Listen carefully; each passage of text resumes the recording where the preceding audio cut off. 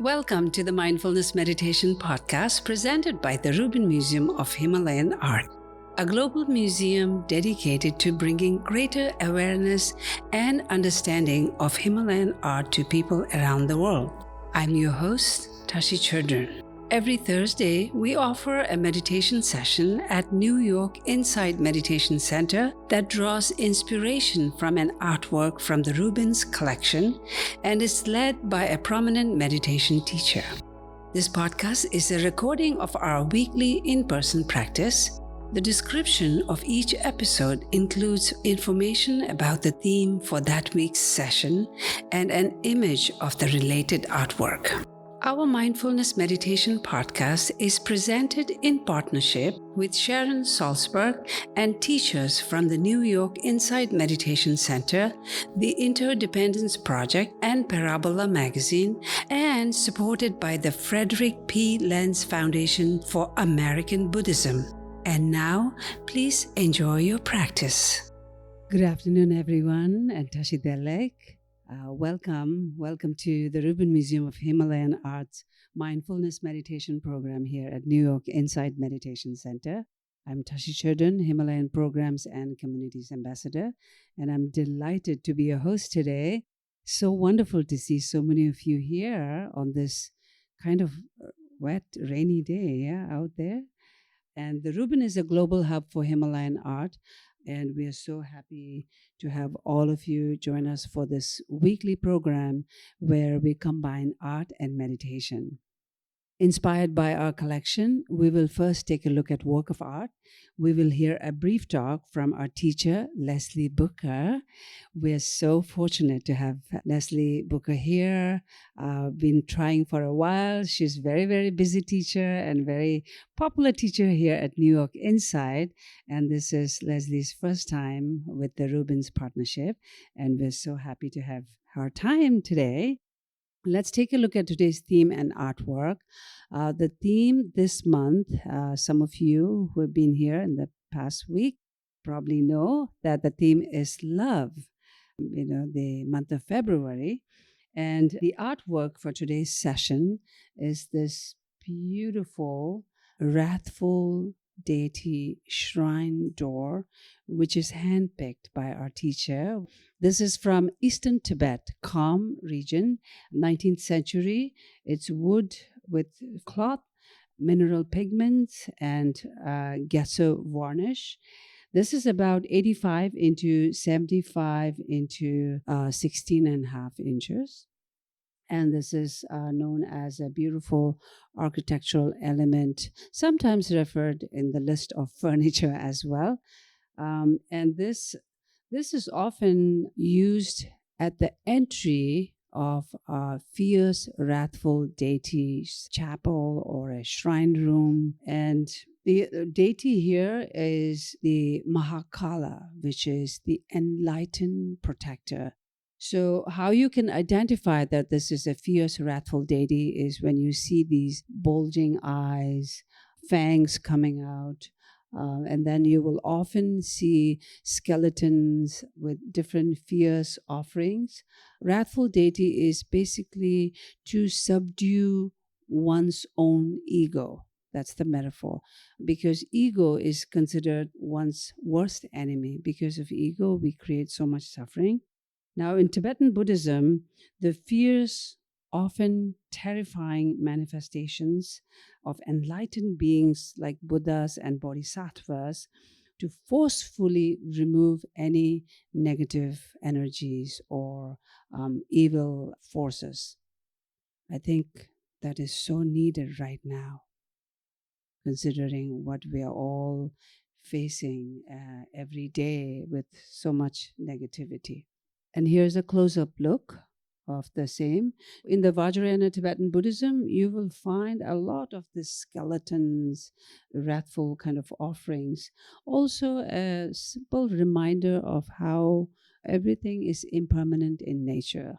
Now, let's bring on our teacher for today. Our teacher is Leslie Booker. Booker is a heart-centered activist and meditation teacher focused on creating a culture of belonging. A co-author of Practicing Liberation, she was a 2020 Sojourner Truth Leadership Fellow, graduated from Spirit Rock's teacher training, and was named one of the Mindful's 12 Powerful Women. She now serves as guiding teacher of New York Insight. Booker, thank you so much for being here, and please help me in welcoming Leslie Booker.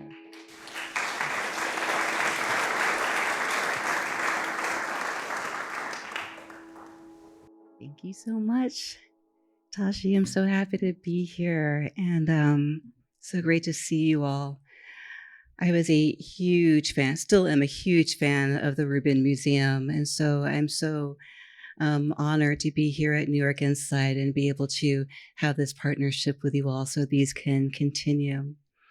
So I absolutely love this work. They sent me 3 pieces of art to choose from, and I saw this one and I was like, yes, that is me. I absolutely love this.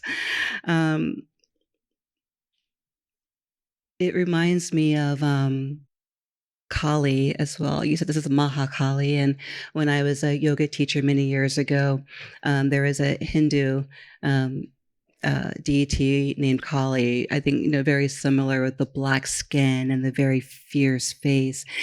And I always felt such a strong connection to this image of loving something, caring for something so fiercely that you kind of put fear in others to protect what is sacred to you. And I've always just felt so connected. And I think in my early years of activism, I looked very similar to that with this like, just like my mouth wide open, being like, don't come near me. And so when I saw this piece of art, I felt so like, yes, that is the one I really want to speak to. It feels so beautiful. And my dear friend Teo says that when he thinks of metta or love, he thinks of it as heart with fists. And I really love that. I think especially in the Western convert Buddhism lineage that I'm in, the Insight tradition, we often, people lean towards metta, and it can be a little kind of bypassing over what's truly happening. There can be a little, I'm just going to offer metta. And there is something that's fiercer in metta. It's not just about butterflies and rainbows. There's something that is very fierce underneath it that allows us to have this kind of love that is offered without discrimination. And so we are in a moment in history.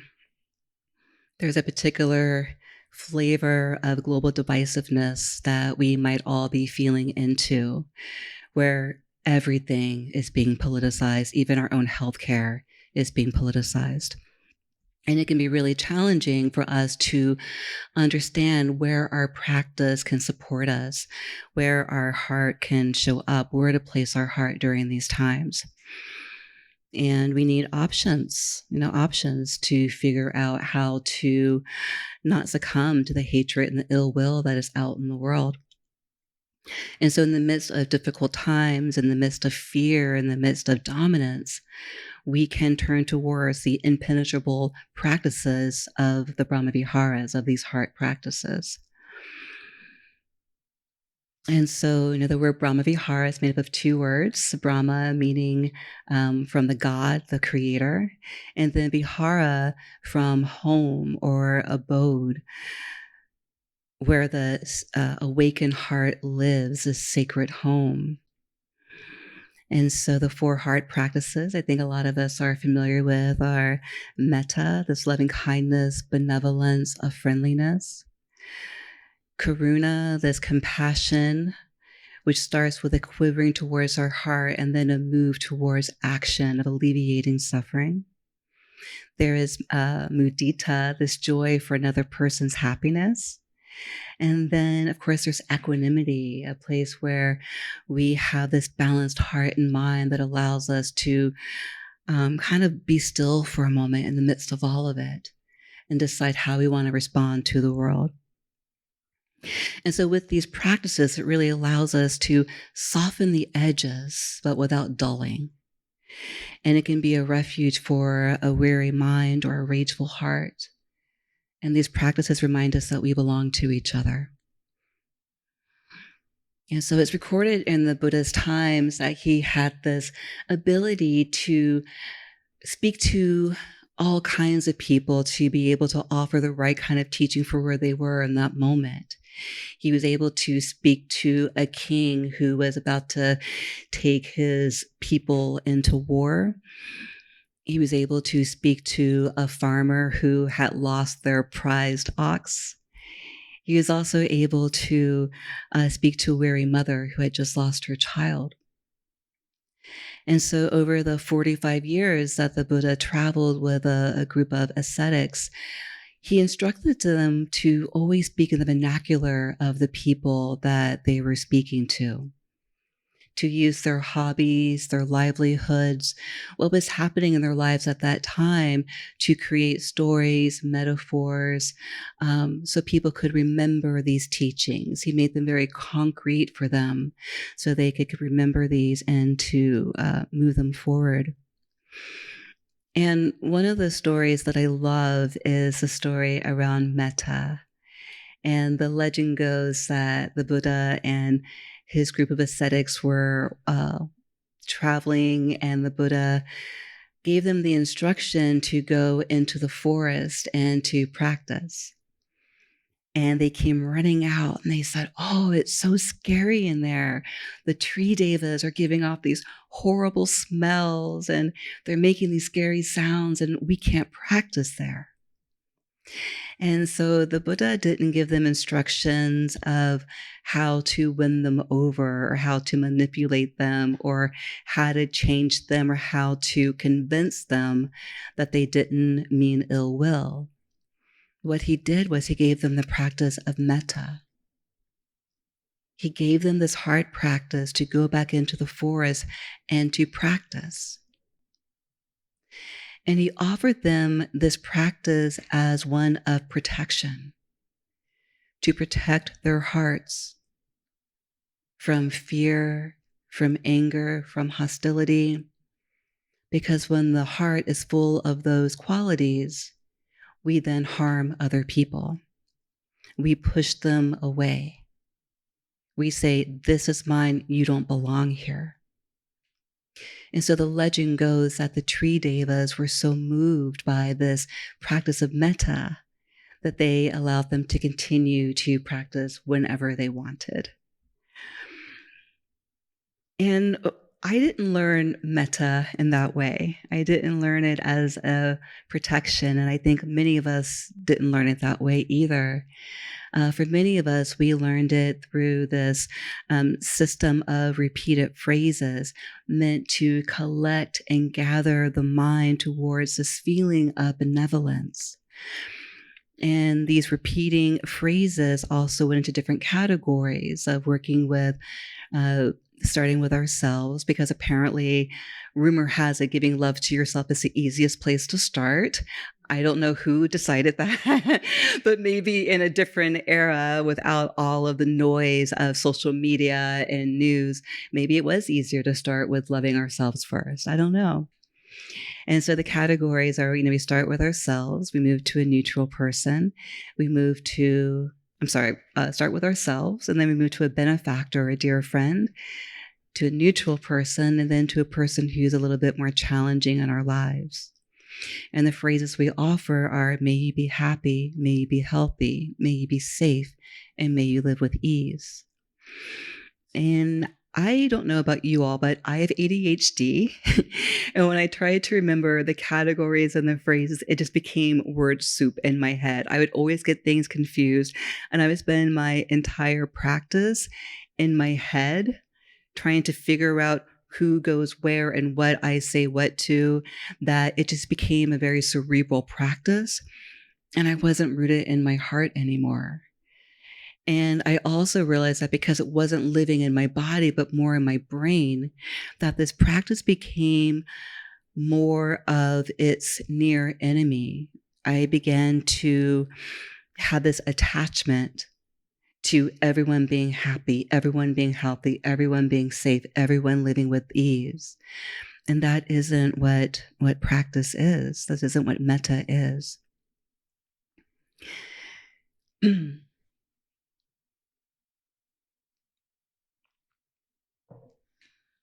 so early on in my teaching practice, the first 10 years of teaching meditation, I worked in jails. I worked in all the juvenile centers in New York City, and I also spent 2 years on Rikers Island working with the adolescent population. So, 10 years of working in jail, you really learn your practice. It's a really great way to understand the depth of your practice and why we do it. And going into that environment and working with children that were locked up, I felt very much like this wrathful protector. I felt very much like Mahakali, you know. I had such a fierce energy, such a fierce protection over the kids that I was supporting. And I wanted to, kids I was sharing practice with, and I wanted to teach them metta. It felt like a good practice to offer them. And again, I felt myself so caught up in the near enemy of attachment. And I knew that I couldn't teach it to them without that little flavor of attachment. It felt really difficult to, and I worked with not just kids in jail, but with all kinds of vulnerable populations for 12 years in New York. And so it felt really complicated for me to look at a 12-year-old kid who was locked up and away from their families and say, may you be happy. It felt difficult for me to look at a person who is living with HIV and AIDS and say, may you be healthy. It felt hard to work with a person who was unhoused and say, may you be safe. And it didn't feel aligned to speak to a person who is actively in drug recovery, and to say, may you live with ease. And so I found different ways to bring the energy of benevolence and kindness. And what really supported me was when I heard the teachings of the 4 boundless qualities. This I learned as a chant. And it speaks to how we practice with the 4 categories of the Brahma Viharas. And so the 4 boundless qualities are, so I learned it as a chant, and it's also a sutta. And it says, I will abide, pervading 1/4, with a mind imbued with loving kindness. Likewise the 2nd, likewise the 3rd, likewise the 4th. So above and below, around and everywhere, and to all as to myself. I will abide, pervading the all-encompassing world with a mind imbued with loving kindness, abundant, exalted, immeasurable, without hostility and without ill will. And that was profound to me.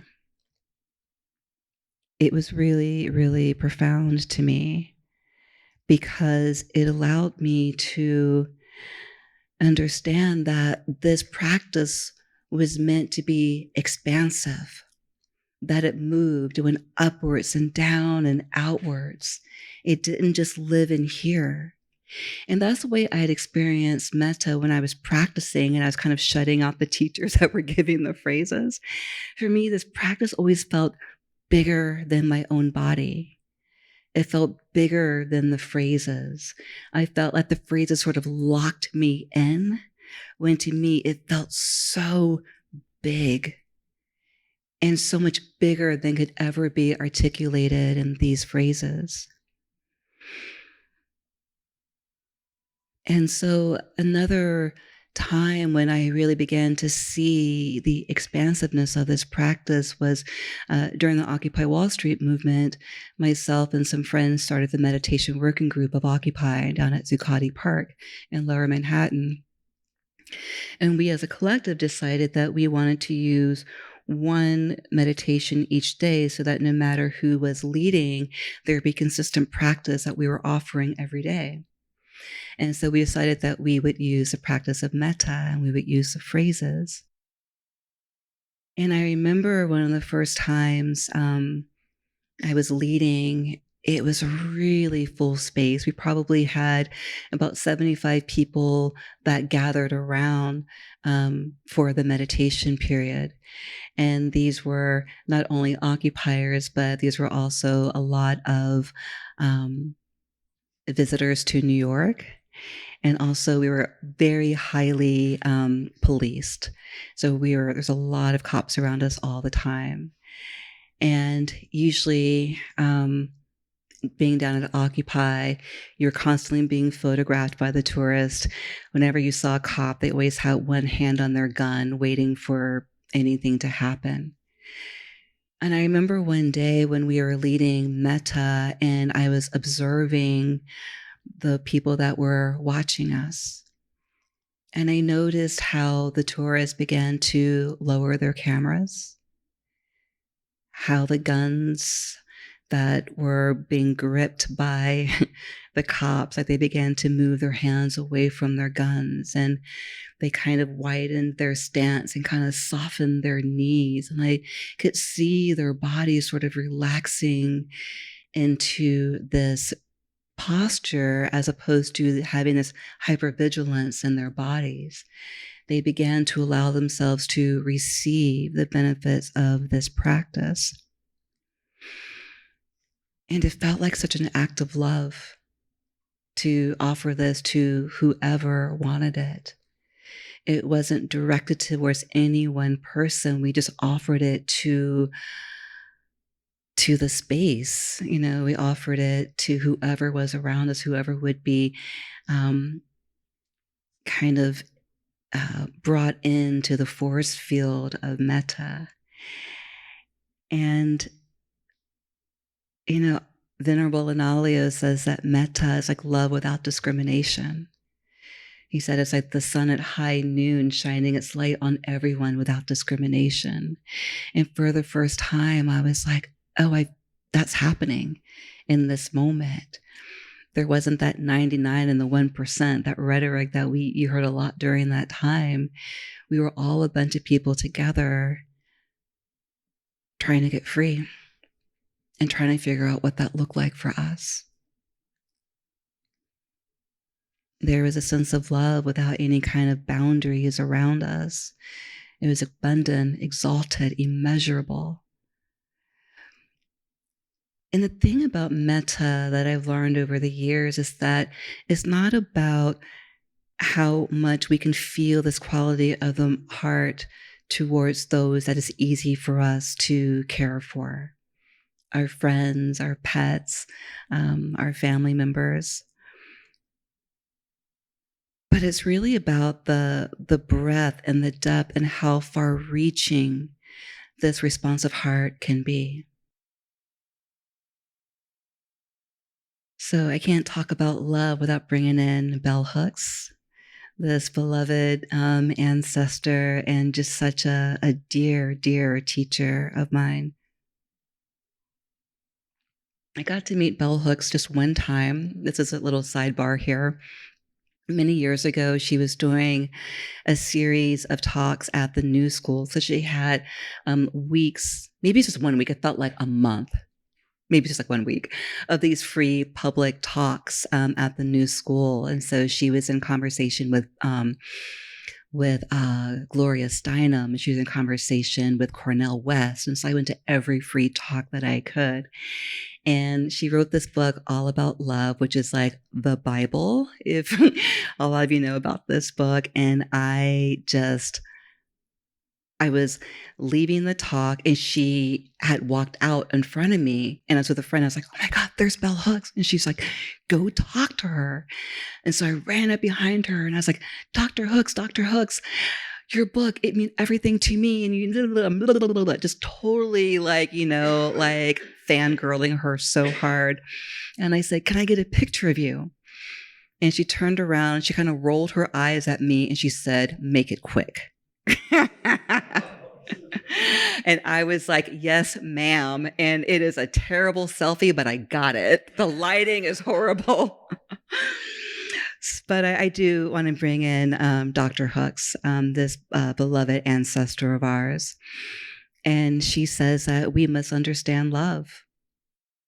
And she says that the assumption about love is that love means that we will not be challenged or changed.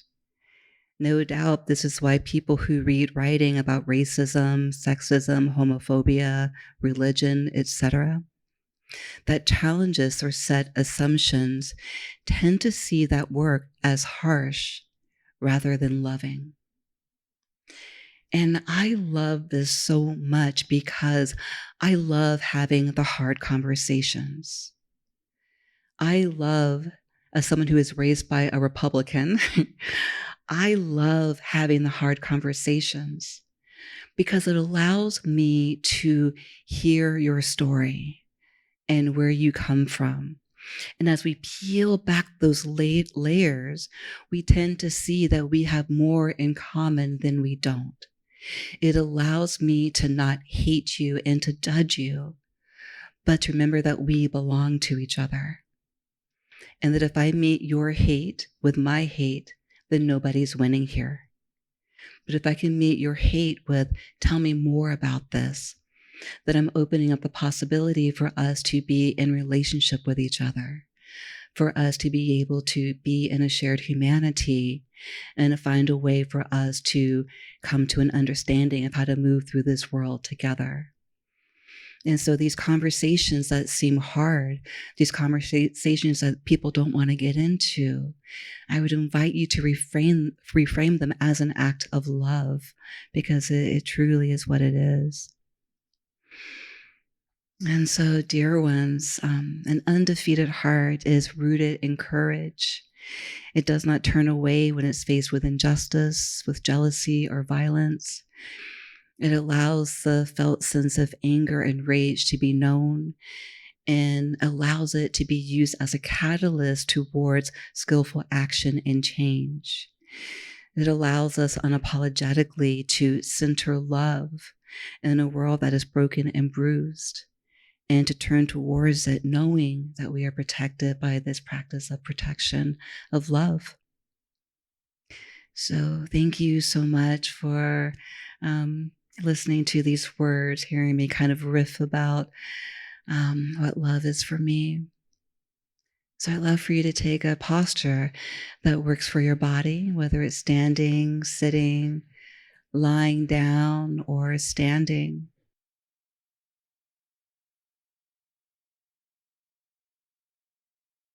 I like to take a moment to orient myself to the space so that I can first know who I'm practicing for, who I'm practicing with, and just to feel that sense of safety and protection if I know what's around me. So take a moment just to open your eyes wide and to turn your head from side to side as you notice light and color and texture, as you notice elements of nature, including the dear one that might be sitting next to you. Noticing the height of the space, this width of the space, and also the depth of the space, so even turning around, seeing what's behind you. And when you're ready, you can rest your eyes.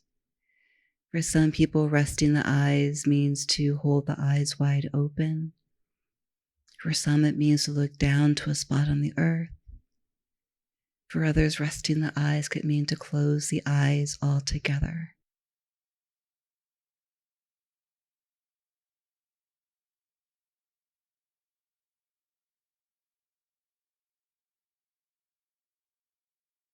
And I invite you to feel into the felt sense, this quality of what metta can feel like for you. For some people, they might bring a memory or an image of somebody that is easy for them to feel this benevolence, this kindness towards. For others, they might bring in the phrases. For some people, just saying the word metta brings a sense of warmth throughout the body, this sense of spaciousness and openness, the sense of being protected.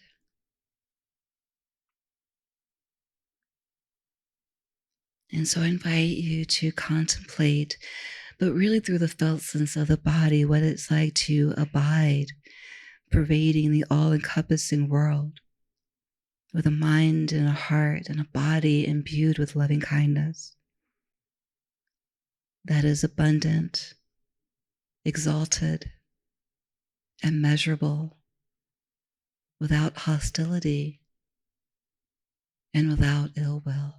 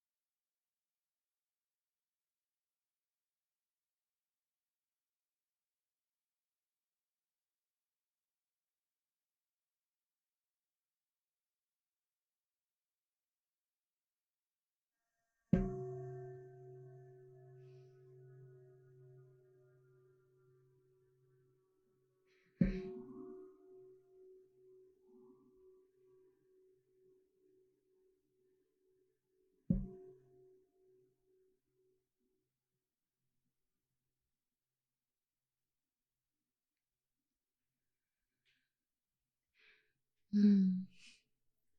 Thank you all so much. Thank you. Yay!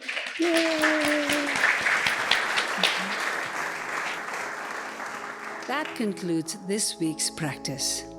To support the Rubin and this meditation series, we invite you to become a friend of the Rubin at rubinmuseum.org/friends. If you are looking for more inspiring content, please check out our other podcast, Awaken, which uses art to explore the dynamic paths to enlightenment and what it means to wake up. Season 4, hosted by Isabella Rossellini, delves into the Buddhist concept of attachment and explores how the practice of letting go can transform our experience of the world. Available wherever you listen to podcasts. And to learn more about the Rubin Museum's work around the world, visit rubinmuseum.org. Thank you for listening. Have a mindful day.